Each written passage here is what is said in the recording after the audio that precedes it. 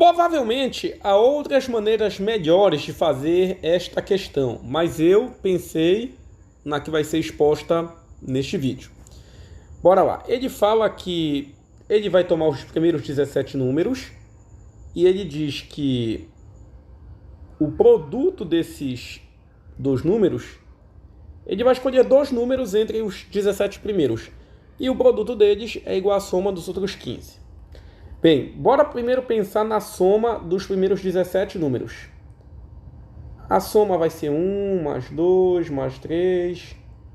Vocês já viram que vai ser uma soma de 17 termos. Isso aqui, na verdade, pessoal, dá para fazer pela soma dos termos de uma PA. Você soma o primeiro com o último e multiplica pela quantidade de termos, dividida por 2. Então, você vai dividir 17 por 2. 1 mais 17 é 18. E fica 18 vezes 17 dividido por 2. Você então pode logo dividir 18 por 2, que vai dar 9. E 9 vezes 17 dá 153. Pronto, 153 é a soma dos 17 primeiros números positivos naturais, né? No caso, os números que vão de 1 a 17. Então eu posso dizer o seguinte, veja bem. O produto de dois números que estão entre 1 e 17 é igual à soma dos outros 15. Então vamos dizer que 153. Então, na verdade, o que acontece? Dois números x e y, que eu não conheço, multiplicados, são iguais à soma dos 17 primeiros menos esses dois. Ele fala, olha, o produto de dois números, que ele não sabe quais são, é igual à soma dos 15 números restantes. Exatamente por eu estar falando dos 15 restantes, eu somei os 17 primeiros e tirei esses dois. Tudo bem? Bem, somando dos dois lados, então, x e y, eu posso somar aqui x, somar y, e aqui isso é igual a 153. Aqui você tem que pensar, repito, deve ter outra maneira melhor de fazer essa questão, mas eu pensei da seguinte maneira. Você tem 3 números somados resultando em 153. Você sabe o seguinte, não podem os 3 serem pares. Não podem os 3 números ser pares. O que significa que x e y não vão simultaneamente ser pares. Porque se x e y forem pares, a soma de um par com um par daria um par, o produto entre dois pares também daria par. Não pode isso, tá? Poderiam os dois números serem ímpares? Até poderia, porque o produto de ímpares dá ímpar, e além disso,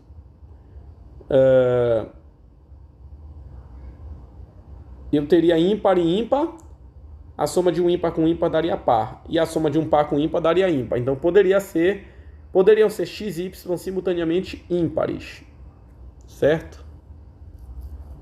Mas a outra possibilidade é que um seja par e o outro seja ímpar. Bem, pessoal, se você analisar as alternativas, todas elas terminam em 0. Veja bem que o que ele está perguntando é isso aqui, é o produto desses números, é isso que ele quer saber. Então, no final das contas, você teria que verificar,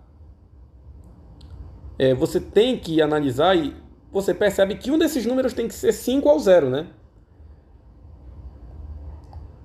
Só que veja bem, esses números aqui, eles não podem ser muito pequenos. A gente já tem essa certeza. Por quê?